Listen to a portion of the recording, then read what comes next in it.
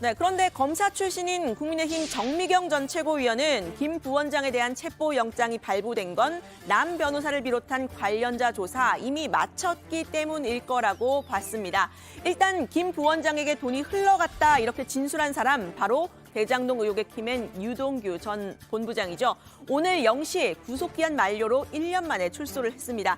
취재진의 질문에는 죄송하다인 말만 남기고 갔는데요. 기자들에게 답변을 못해서 미안하다는 건지 아니면 다른 누군가를 향한 건지는 명확하지 않아 보입니다. 유동규 씨, 자백하세요. 자백. 파이팅. 김용 부원장에게 8억 주신 거 맞습니까? 자백하세요. 이재명 후보님 유동규.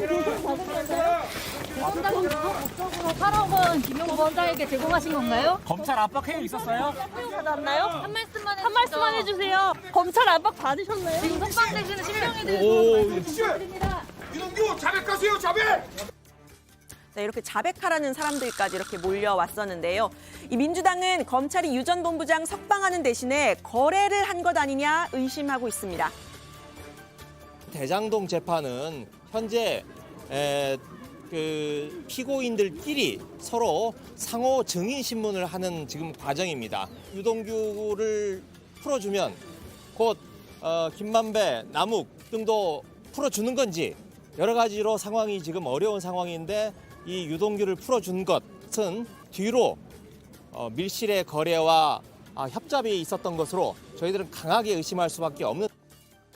네, 검찰이 이번에 새로 적용한 이 정치자금법 위반 혐의요. 원래 유 전 본부장이 받던 뇌물수수 혐의에 비하면 형량 자체가 훨씬 낮습니다. 한마디로 유 전 본부장이 배신한 것 아니냐라는 건 합리적인 의심이라는 겁니다. 유동규 입장에서는 솔깃할 수 있어요. 뇌물수술죄에서 정치자금 전달죄로 바뀌는 거죠. 8억 정도의 뇌물을 받았다라고 하면 10년 이상의 형에 처해질 수 있지 않겠습니까? 예. 그런데 만약에 단순 자금 전달이다. 이건 어쩌면 집행유예까지도 내려갈 수 있는 그럼 상황 아니겠어요?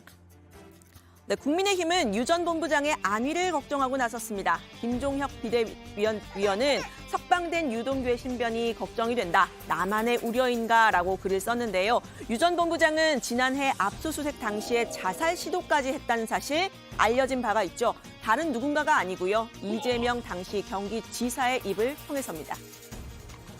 압수수색 당시에 자살한다고 약을 먹었다고 해요. 그래서 뭐 침대에 들어 누워 있었다 뭐 이런 보도가 있던데.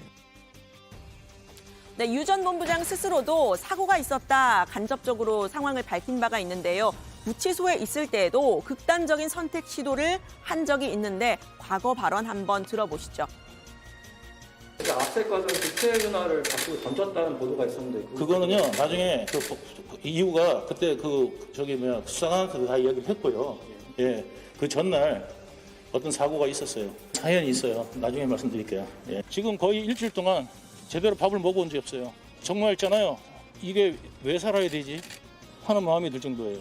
밝히겠습니다. 그리고 제가 그냥 죽으면은 다 덮어씌울 거 아니에요. 그래서 한번 밝혀볼게요. 그리고 다 이야기할게요. 그리고 잘못이 있건 그다음에 문제가 있건 그러면 그 부분에 대해서는 책임져야 될 사람이 책임을 지면 됩니다.